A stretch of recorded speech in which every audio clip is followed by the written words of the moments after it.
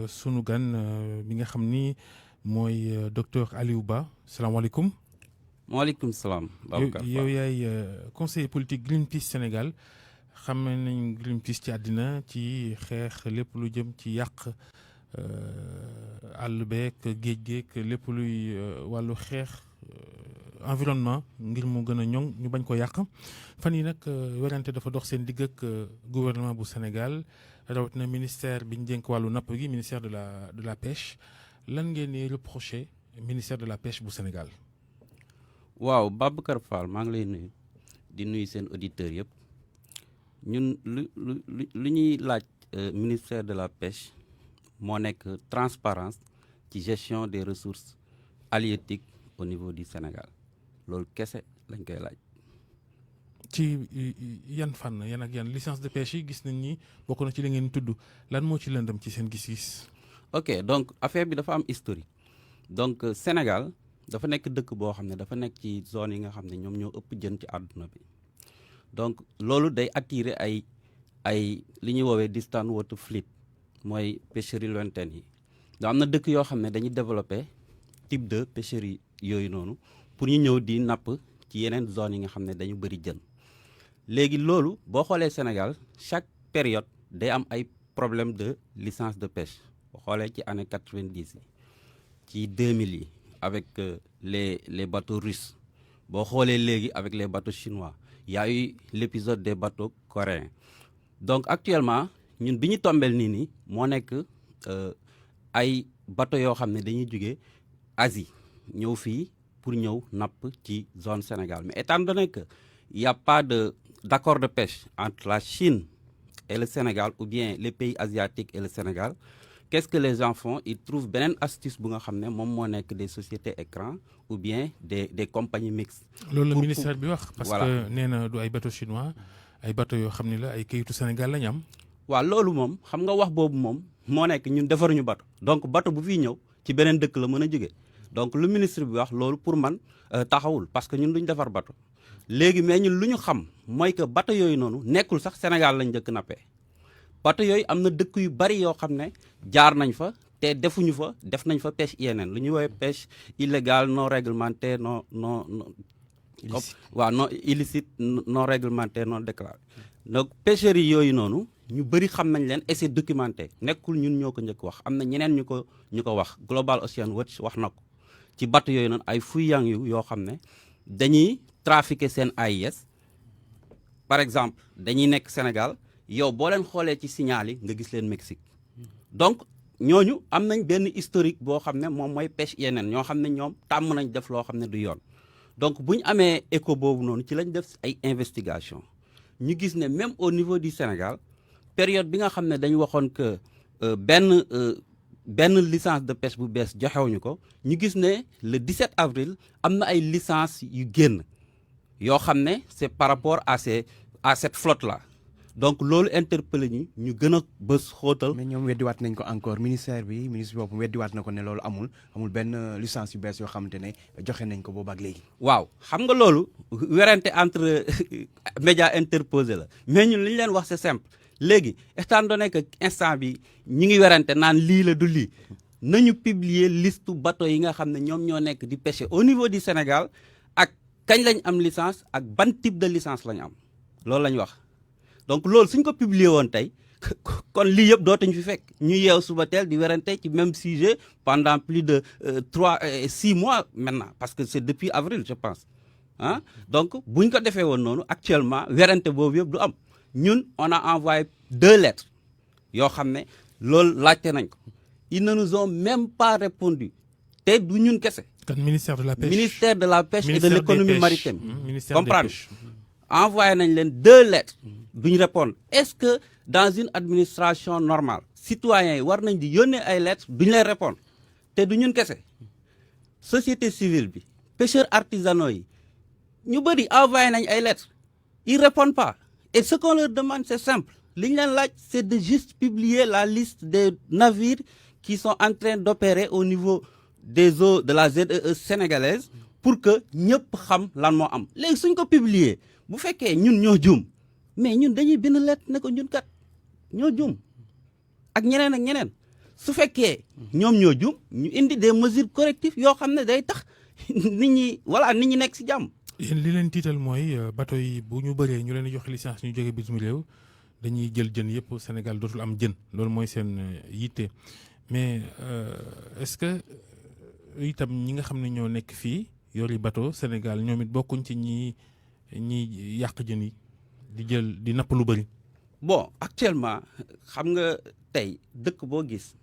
c'est l'État qui doit veiller à ce que les ressources soient gérées de manière durable donc même bu nekkee ci biir dëkk bi dafa am ñoo xam ne banqaas yi teewoo loolu ñëpp wane nañ ni li ñuy wax surpêche surexploitation am na maanaam li ñuy napp ci jën ci Sénégal dafa bëri. waaw xaaral ma dem xam nga léegi su fekkee dama jël ci yow hypothèse bu nga teg c'est-à-dire pourquoi ñuy joxe licence bu bees su fekkee dafa am surexploitation su fekkee hypothèse bu nga wax la su fekkee dañ ne c'est surexploité. li ngay wax rek lay dëggal. waaw pourquoi ñuy joxe licence yu bees maintenant il est évident que dans les recherches scientifiques xam naa lu tax ngeen attaqué falaa jëm bateau étranger te bateau yi fii ci biir réew mi tam dañuy surexploité. falaa jëm il est évident que au Sénégal les ressources la plupart des ressources halieutiques sont surexploitées ou bien pleinement exploitées soo weddee da ngay laaj femmes yi nga xam ne dañuy dem au niveau des marchés di jën actuellement ñëpp xam nañ ni jën dafa yokk dafa cher donc ce n'est plus accessible comme dans le temps. gars yi nañ nawet moo mel noonu nag. non loolu. nawet moo mel noonu jën du am gis nga man avant may dem Greenpeace man chercheur la moi j'ai beaucoup travaillé je travaille sur les données donc xam naa exactement lan moo xew ressources yi sont pleinement exploitées et pour la plupart surexploitées donc actuellement ñi nga xam ne ñu ngi fii nii wax nañ leen déjà sur les ressources démersales côtières dañoo geler licence de pêche yi donc loolu mesure la bu nga xam ne pour wàññi doole. loolu mooy jën yi jege tefes gi. jën yi jege tefes bi pour la pêche artisanale dañoo geler permis de pêche yi c'est-à-dire que actuellement pour la pêche artisanale kenn mënutul yokk nombre de pirogues yi donc léegi su fekkee da ngaa geler yooyu pourquoi ngay yokk yeneen yoo xam ne dañuy jóge feneen c'est ça qu'on ne comprend pas donc il y a une dafa illogique donc il y a une contradiction en quelque sorte dans les politiques de pêche au Sénégal donc munoo def politique boo xam ne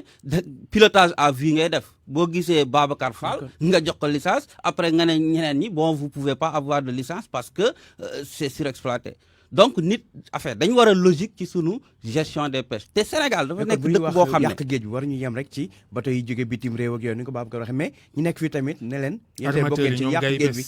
non xam nga que mu doon gay pêche que mu doon pêche artisanale ak yooyu noonu ñun on a déjà fait campagne sur fraude au tonnage ñun dañu wax état du Sénégal que def nañ ay investigation xam nañ ni bateau yu bëri yi nekk Sénégal am na ci yoo xam ne dañuy def fraude au tonnage par exemple nga am capacité je donne juste un exemple nga am capacité bu 4000 tonnes TJB 400 TJB je donne un exemple. TJB mooy lan. tonneau de jauge brute moom mooy capacité bi. donc c'est par rapport ak TJB bi ci ngay amee licence de pêche ci la ñuy calculer ñaata ngay fay léegi les gens ils sous-déclarent leur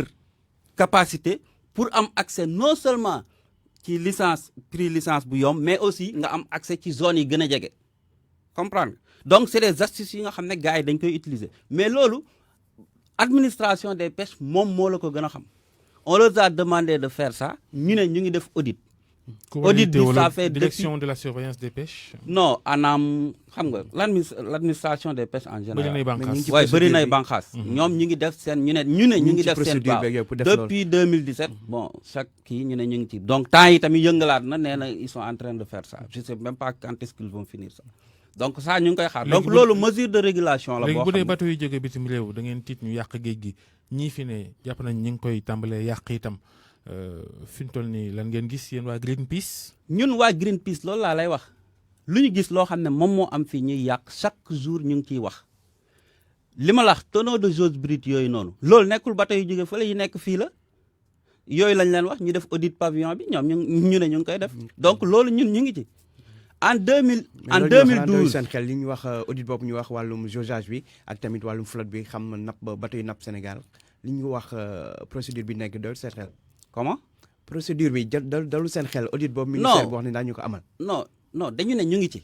pas dal na suñu xel wala dalul suñu xel ñun dañ ne rek nañ génnee résultat yi ñu jéem a xool ñi nga xam ne nekkuñu ci yoon ñu teg leen ci yoon ñun loolu lañ leen wax te ñi nga xam ne ñu ngi ci yoon wala nekkuñu ci yoon ñooñu GAIPES je suis sûr que am na ñu ci bokk am na ñeneen ak ñeneen ñu ci bokk. mais bu ngeen gëstoo di ngeen xam ni li ñuy wax démersales côtières yi maanaam yi ñu jege tefes gi depuis 2003 foofu kenn joxewu fa licence ah. waaw loolu laa la wax léegi nee naa la su fekkee dañuy gelé licence de pêche yi démersales côtières yi ah gelé immatriculation pêche artisanale c'est-à-dire que munoo yokk fii donc léegi pourquoi ngay indi ñeneen pour ñu ñëw di pêcher ci benn te xam nga lu ngeen xamul mooy licence de pêche yi ci gën a bëri yi ñuy laajte sur démersale profonde la démersale profonde yi c'est 3000 tonnes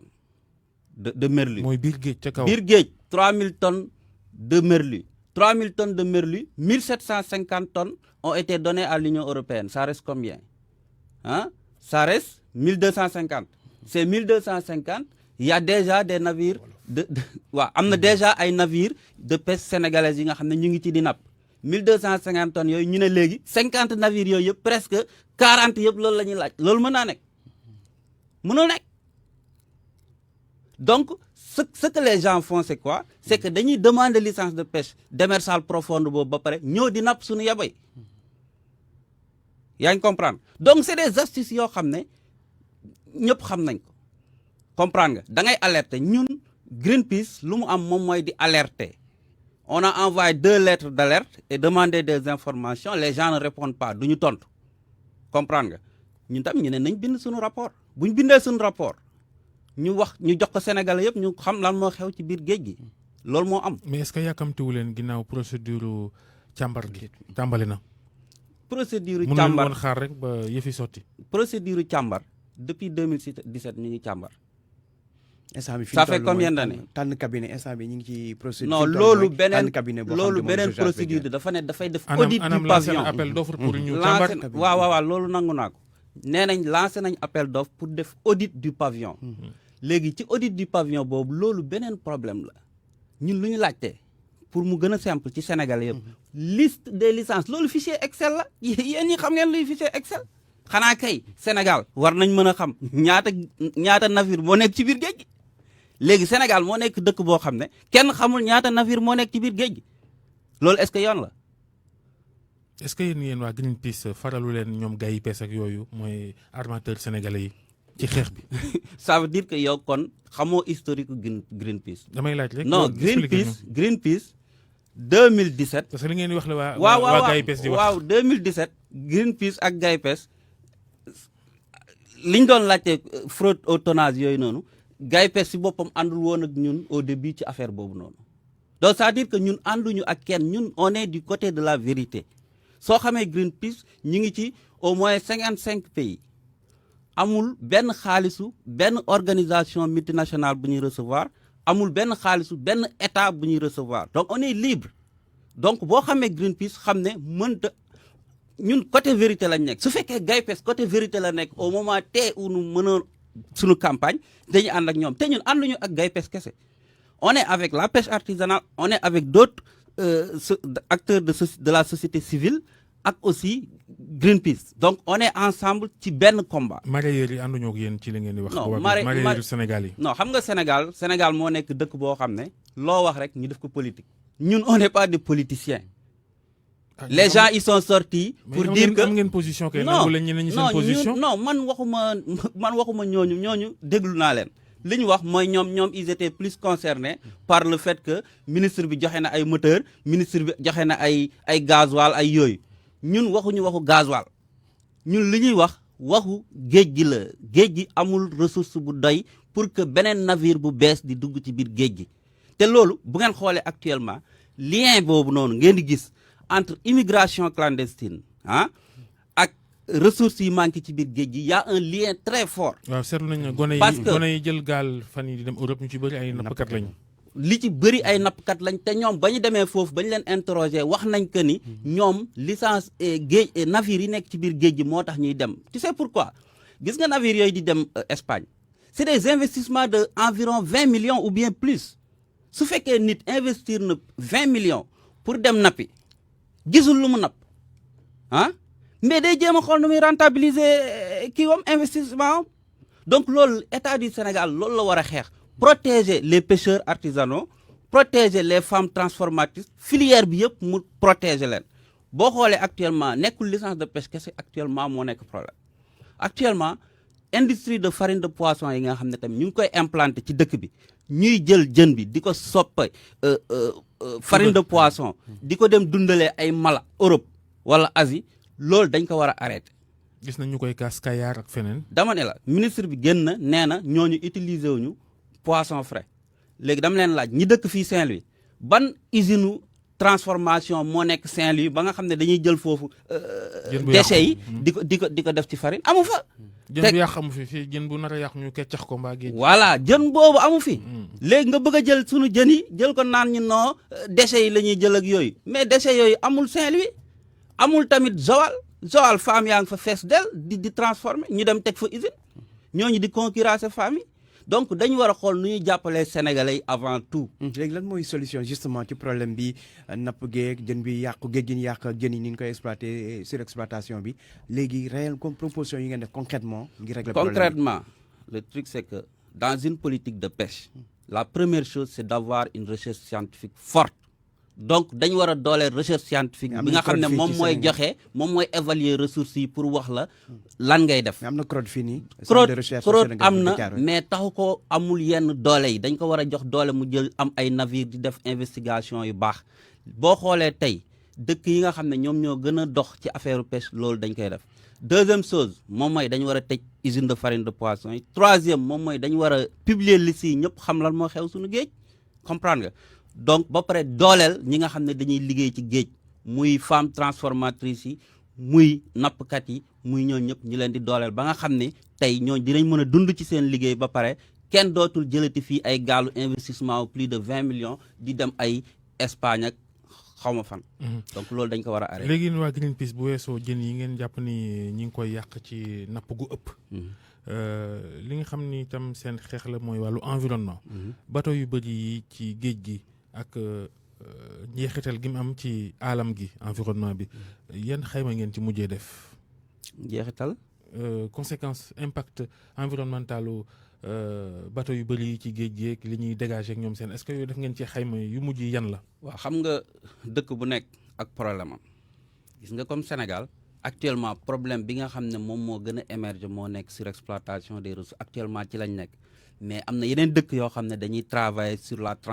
les transports maritimes comprendre nga moom mooy pollution bu ñuy dégager ak tamit boo xoolee île Maurice temps yële def nañ tamit ay communiqués yu bëri ci travailler nañ ci loolu tamit ci seen marée noire bi donc sa dëkk bu nekk ak priorité du moment Sénégal actuellement priorité du moment yi nekkagul loolu pour ñun actuellement moom mooy ñu jéem a fexe ba nga xam ne géej gi nit ñi dinañ ci mën a liggéey normalement comprendre nga di ci dund ba pare di nourrir sénégalais ak ñi nga xam ne ñoo nekk ci zone bi yeneen pays yi nga xam ne loolu moo nekk problème yi gën a émergent ñu travailler ci loolu. aywa léegi ministère bi nag seeni service yëngu nañ ci émission bi nee ñu li nga wax naan da ngeen bind lettre rek dalaluñu leen nee ñu kay daje ngeen. xam nga ba ñuy daje. kon daje ngeen non après loolu laa lay expliquer. ba ñuy daje mooy ba problème bi di door a génn